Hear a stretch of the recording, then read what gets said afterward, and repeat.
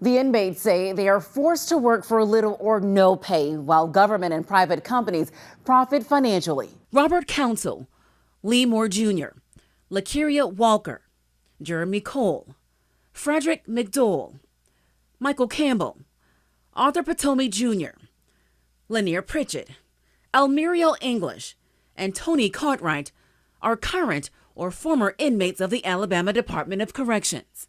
Together, they're boldly bringing a class action lawsuit against the governor, attorney general, leaders of the Alabama Board of Pardons and Paroles, Department of Corrections, Department of Transportation, and other public and private companies. The inmates want their names used because their lawsuit alleges hardships similar to ones forced on slaves decades ago, whose names they say we'll never know and who had no recourse against post-Civil War convict leasing schemes. It was a system described as a long-standing, exploitative, massive money-making operation where blacks were made to work on plantations and coal and iron mines and to build railroads, all while in prison and all without pay. Prosecuting attorney Amanda Lynch. Thousands of people labor while incarcerated, some for no pay within the Department of Corrections facilities themselves, others for $2 a day while working along the side of the road, performing other government functions, and still others at private employers that benefit from incarcerated workers. Lynch and her team say Alabama's current prison system is basically state-sanctioned slavery, entangling a disproportionate number of blacks in a labor trafficking web where they're forced to work, sometimes while sick, or otherwise face cruel punishments, including beatings, solitary confinement, or parole denial, all with next to no pay.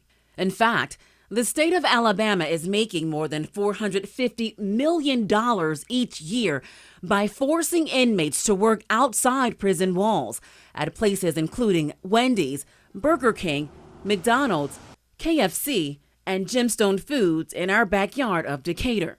It's 40% of their wages are supposed to be transmitted to the Department of Corrections for costs incident to their confinement, so supposedly related to that confinement. A certain portion is also taken for transportation, laundry, other services necessary to participate in that work release program. One inmate who's out on parole fears possible retaliation by a DOC if she talks on camera, but tells me by phone prison officials wrote her up when she couldn't work and took away her family time privilege. Some incarcerated friends, she says, worked 14-hour days at a factory near Tutwiler Prison for 35 cents an hour after all expenses were taken out. In our backyard at Limestone Correctional Facility, Jeremy Cole has been locked up for 15 years, according to the lawsuit. Cole went before the parole board 4 times and was recently told he would not get another chance because of overall institutional behavior. However, Cole has worked numerous work release jobs out in the community, every single one of them without incident. So what's next in the case? The court held a hearing on the motion for a preliminary injunction on March 15th, and we are waiting for a ruling. I should note the state legislatively stopped allowing involuntary servitude in prisons in 2022.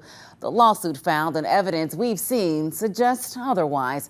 I tried to talk with every single defendant listed. Some defendants I reached out to said they would not comment on pending litigation. Others didn't respond to our requests at all. You can see the entire lawsuit on our website, WAAYTV.com.